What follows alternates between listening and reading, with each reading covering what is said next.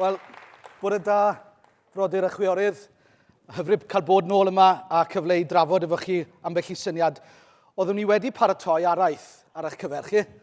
Oeddwn ni'n mynd i sôn am Iechyd. Ond ar ei rhin sôn dipyn am Iechyd ddoe, felly dwi ddim yn mynd i sôn gymaint am Iechyd. Oherwydd dwi yn lle mynd i sôn am ddigwyddiad, rhywbeth ar ei ddigwydd ddydd Mercher. Ac ar ôl y digwyddiad na, oeddwn ni'n meddwl, wel, mae rhaid i fi gymryd y cyfrau yma efo'r nghynhadledd yn Aberystwyth, efo cyfeillion y blaid i sôn am y profiad yna a datblygu ychydig o syniadau o'r profiad yna. A mae'n stori ysgytwol, a dwi'n eich rhybuddio chi rwan, mae'n stori brawychus, a maddeuwch fi os ydw i'n mynd yn emosiynol yn y drafodaeth, oherwydd mae o'n rhywbeth sydd yn agos at ynghalon ni, mae'n rhywbeth go iawn, a da ni'n sôn am bobl go iawn fan hyn. Dydd Mercher oeddwn ni lawr yng Nghaerdydd yn gweithio yn y Senedd. Bore di Mercher yn gadael y fflat, dyma fi'n gadael wrth bod fi'n mynd allan o'r fflat ar y beic am 7 y bore. Oedd yna rhywun, o'n i'n gweld, dyma'r drws blaen y fflat. Ac o'n i'n gweld bod yna rhywun yn ymynediad, yn atal fi rhag mynd allan. Diolch yn berffaith glir, ond fe wylwch chi'n fanno ci bach, mewn cot bach llwyd, a merch ifanc yn cysgu. Dwi wedi bod yn ymwneud â pobl digartre ers rhai blynyddoedd bellach, felly dwi'n gwybod tua 7 y gloch y bore, da chi'n deffro rhywun sydd yn cysgu ac yn digartre. Achos oedd y person ifanc yna, siwr braidd, wedi bod fyny drwy'r nos yn cerdded o amgylch ystrydoedd er mwyn cadw'n gynnes ac er mwyn atal ei hun rhag cael ei ymosod. Ac y tebygrwydd ydy mae newydd fynd i gysgu oedd hi. Felly ar y fi fy'n rown y cefn i'n waith. O'n i wedi gorffen y gwaith am 8 y nos, ac pan ddais i adre, oedd hi'n dal yno. Ac oedd rhaid i fi gael sgwrs efo ddi er mwyn mynd mewn i'r fflat. So dyma fi'n i deffro ddi ac yn gofyn am ei hanes hi. Na i ddim i henwi hi, na i ddim rhoi'r manylion i gyd, ond newn i galw ddi'n Poli. Nath i gyflwyno ei hun fel Poli a dweud bod hi'n llwgyd. Dyma fi'n cynnig iddi ddod fyny i'r fflat er mwyn ymolch a cael tamed i fita, ond oedd hi jyst eisiau bwyd. Oedd hi'n dweud bod hi'n arlwgu heb gael bwyd ers sawl diwrnod ag yn prynu. Felly dyma fi'n rhedeg fyny'r fflat, cael ychydig o fanion bethau iddi, mynd â nhw lawr a cynnig mynd â ddi i lle bynnag oedd hi eisiau bwyd. A dyma ddi'n dewis mynd i Carlane Street yng Nghaerdydd, Chippy Lane. Ac ar y daith dyma ddi'n sôn am ei stori. Mae'n ni hugeiniau hwyr rwan. Ar ei gael ei geni i fam oedd yn dreisgar, ac i dad oedd ar gyffuriau, oedd o ar heroin. Felly ath i mewn i ofal. Ac ath i yn ystod y cyfnod gofal yna mynd o un aelwyd i'r llall, heb ddim fath o sefydlogrwydd yn ei bywyd hi. Amser oedd hi'n 40, dim ond yn 40, dyma ddi'n dod i ddisgwyl baban. Ond oedd y gwasanaethau cymdeithasol wedi penderfynu bod hi'n ddigon abal i ofalu am y baban yna heb gymryd y baban oddi arni, ond yn anffodus, o fewn pythefnos, dyma'r baban yn marw. Oedd hi'n 40, doedd hi ddim yn equipped, oedd gen i ddim y gallu i ymdopi efo'r trauma yna. Yna, yn gadael y system gofal, fel mae'r system gofal efo ni yng Nghymru ac yn y Deyrnas Gyfunol, dyma ddi'n cael ei gadael allan i'r gymdeithas. Doedd gan i'n cartre, doedd gan i'n teulu, doedd gan i ddim cyfeillion. Felly oedd hi'n ddigartre. Ac yn 19 oed, dyma ddi'n penderfynu bod eisiau mynd i weld a cyfarfod ei thad biolegol. O fewn deuddydd dyma ddi'n canfod ei thad, ond oedd gan ei thad ddim diddordeb ynddi hi. Oedd o dal ar heroin. Felly oedd hi'n teimlo, oedd gan i ddim teulu, dim neb o'i hamgylchu. Oedd hi isio teulu i fod yn agos ati. Felly dyma ddi'n cael tatŵ bach ar ei braich yn dweud cariad tad. Ond oedd gynno fo ddim diddordeb. Felly oedd hi'n meddwl beth arall fedra i wneud i ddangos yng nghariad i fod yn rhan o'i fywyd o. A dyma ddi'n mynd i brynu heroin iddo fo. Ond oedd hwnna ddim yn gweithio. Felly dyma ddim penderfynu helpu torri'r heroin iddo fo. Oedd hwnna ddim yn gweithio. Y cam nesaf oedd cymryd y cyffur. Ers bod hi'n 19, mae wedi bod ar y cyffur yna ac yn byw ar y stryd yn ddigartre. Mae'n anodd i ni feddwl sut mae rhywun mewn sefyllfa fel yna medru byw a bod ar y stryd, sut maen nhw'n gallu cael modd i fyw. Wel, un modd i fyw oedd hi'n gwybod amdan, sef gwerthu hun. A dyna hanes Poli. Gath hi geni fewn i hyn. Doedd gen i hi ddim rheolaeth ar yr hyn ddigwyddodd iddi hi mewn bywyd. Nid i dewis hi oedd cael ei geni i rieni treisgar, i rieni oedd â phroblemau cymdeithasol ei hun. Nid i dewis hi oedd cael ei roi i'r system gofal. Nid i dewis hi oedd bod yn ddigartre a cysgu ar y stryd. Dyna oedd y bywyd oedd wedi cael ei chyflwyno iddi. Ond gwrandwch chi ar Rishi Sunak a'r cydwadwyr yna, maen nhw'n dweud mai bai hi. Hi sydd ar fai am broblemau cymdeithasol Cymru a Phrydain heddi. Hi ydy'r un yn ôl y tyried sydd yn signo'r system o bres cyhoeddus ac yn mynnu cael buddsoddiadau. Hi ydy'r trafferthion yn ôl y cydwadwyr, yn ôl yr awdurdodau. Pa fath o genedl, pa fath o gymdeithas anwaraidd, anfoesol sydd yn galluogi hyn i ddigwydd yn yr 11 ganrif ar 20. Mae'n gwbl anfoesol, ond mae gynnon ni'r gallu wneud rhywbeth amdano fo. Ni, gwleidyddion yn enwedig sydd wedi gadael poli lawr, y system da ni wedi greu mwyn galluogi rhai pobl i fod yn andros y gyfoethog, i gadw'i pres yn y Cayman Islands, i gadw'i pres yn Ynys Manaw, stopio Amazon a Microsoft ac Apple ac yn blaen i dalu trethu, tra bod poli yn marw ar y stryd. A di poli ddim yn un person. Mae yna gannoedd, mae'n flin gwneud ddweud, o bobl fel poli efo ni yng Nghymru. Mae'n gwbl anfoesol. Felly, be da ni'n mynd i wneud am hyn ydy'r cwestiwn, ynddo? Sut da ni'n mynd i daclo y drafferth yma lle mae cymdeithas yn gadael pobl fel poli lawr, lle mae pobl yn mynd yn ddigartre'n cysgu'n yn ryff ac heb fath o incwm. Wel, does na ddim ateb hawdd i hyn. Fel bydd yr Llywodraeth yn dweud, mae'n complex. Nawr, a i ddim i drafod materion gofal poli, mae yna bobl llawer gwell na fi fethe sôn am hynny.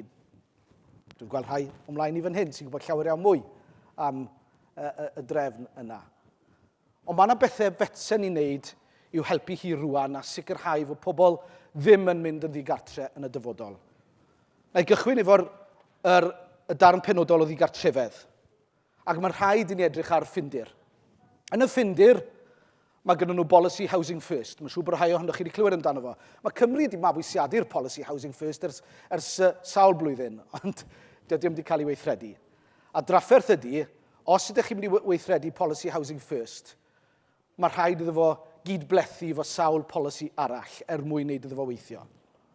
Ond yn y ffindir, o dan Housing First, a gyda llaw, mae'n werth nodi, nid y ffindir ar ei ddatblygu Policy Housing First i gychwyn, mormoniad Utah ddari ddatblygu y syniad ac yn ario gael ei fabwysiadu yn y ffindir. Ond yr hyn mae hynny'n golygu yn elfennol bod chi'n sicrhau fod yna do i'ch ben pawb. Bod gan bawb fynediad i leti, i di. Oherwydd dyna'r un peth sydd angen ar bawb, sef y sefydlogrwydd yna o do i'ch i pennau. Rwan, mi glwch chi rhai pobl yn dweud, os dewch chi siarad efo poli, fydda hi'n dweud bod fysa hi ddim yn gallu byw mewn tŷ a cael ei chloi mewn 4 wal. Achos mae wedi bod ar y stryd ers bod hi'n 19. Gwir ydy, does neb yn dewis byw ar y stryd. Neb. Os ydyn ni medru cynnig cartre rhywun, yna'n dyletswydd ni ydy gwneud hynny. Felly o gymryd y Policy Housing First, mae rhaid ni sicrhau yn bod ni'n darparu digon o dai a lletiau ar draws Cymru i gyfateb angen y bobl sydd yn cymunedau ni. Mae rhaid i'r polisi yna hefyd glymu fewn efo pob elfen arall o bolisi yn y Llywodraeth.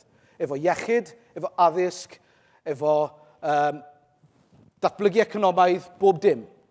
A'r rheswm dwi'n sôn yn benodol am ddatblygu economaidd ydy yr un elfen arall mae rhaid i edrych ar pan fod yn dod i bobl fel poli ag eraill, ydy'r sicrhau fod ganddyn nhw incwm. Incwm sylfaenol mwyn iddi gael yr urddas yna i fedru byw a datblygu i bywydau, a datblygu i sgiliau, a chwarae rhan yn llawn mewn cymdeithas. Heb incwm, heb dwy'ch i pen, yna fydd pobl fel poli yn costio fwy, credwch yn ei beidio, i'r wladwriaeth mwyn datrys y problemau iechyd, y problemau cyffuriau a bob dim arall sy'n dod yn sgil digartrefedd. Felly mae rhaid i ni cael polisi sydd yn torri ar draws Llywodraeth mwyn mynd yr afel â hyn. A'r cam cyntaf ydy datblygu polisi tai yn gyntaf, housing first. Ond mae rhaid ni feddwl ymlaen i'r dyfodol. Ac yn elfennol, mae eisiau ni adeiladu tai. Ond gwrandewch chi ar y cydwadwyr, a hyn fydd y Tories yn dweud ydy, we need to build houses. We need to build a lot of houses in order to resolve this housing crisis. No, building houses alone won't resolve the housing crisis, right? If you go back to Ireland in 2007, just before the crash, they built 97,000 houses in Ireland in that year. 97,000 houses. Yet the cost of those houses, the price of those houses, still increased. Building 97,000 houses in Ireland in 1 year didn't bring the cost of the houses, the price of the houses down at all. They were still increasing. So building houses alone won't resolve this. What we need to do is instead identify the need in our communities and develop on the programme that we have already in some areas, the rural housing enablers who identify community need, develop that role, make sure that we work in cooperation with every community and know what the future demand will be and build according to need. Now, if you follow the Tory mantra of just building houses, what you'll see is large multinational builders, companies, developers, like Redrow, like Persimmon, look to build 4 and 5 bedroom executive homes. That's what they're looking to do in Wrexham. In Wrexham now, Wrexham County Borough Council have refused to adopt the LDP, quite right, because the LDPs that we have here, planning in Wales, favours developers. So we need to scrap the LDP as it is, and instead of allowing LDPs to favour the developers, we need to develop an LDP which looks at community need and ensures that the community has the final say. That's why Wrexham are refusing to adopt their LDP.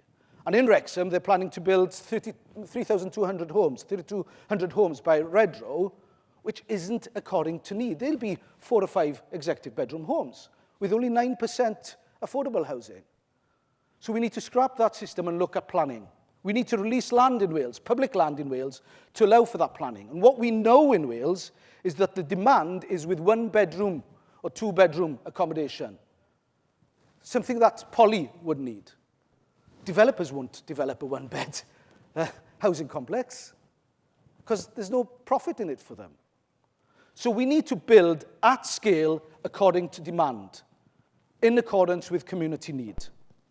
Only then, once we flood the market with municipal housing, and that municipal housing isn't limited to the poorer people or the most vulnerable people, we need to open up the municipal housing market for everybody so that everybody can access it and make sure that the municipal houses that we develop in Wales are of passive house standards, the best quality, so people know that they can live with dignity and in a house that will keep them warm and with everything they need. And finally, once we get to that stage of developing so many houses at scale according to community need and working on Madoc's proposed policy of ENOS, which we're working with the government. Madoc Batcup here. Madoc, if you stand up.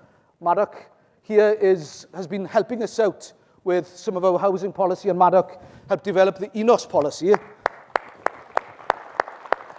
The ENOS policy would mean that we can build in a factory in Wales and roll it out according to need. Now, there's some work to do on that still, because we need to identify the need. We need to make sure that mortgage lenders will lend against that. There's some work to do, but that's the vision that we have. And not only that, then finally, the final nail is that we build not houses, but communities. So when we identify a need for housing in a community, that need is identified based on school places, on health resources locally, on public transport, on recreational ability, all of these things which we need to live a full and dignified life. That's what we aim to develop in Wales, so that we build communities from the bottom up. So that's some of the vision that we have. That's what we need to aim towards, and if we achieve that, then Polly wouldn't be sleeping rough in Boot Street, or Boot Town, sorry, I should say, in Cardiff, or Grangetown, or Splot, or whatever. she goes, then we'll be able to eradicate rough sleeping, then we'll be able to eradicate homelessness, and then the people of Wales will be able to live a dignified and fulfilled life and contribute fully to building a new Wales. Diolch yn fawr iawn.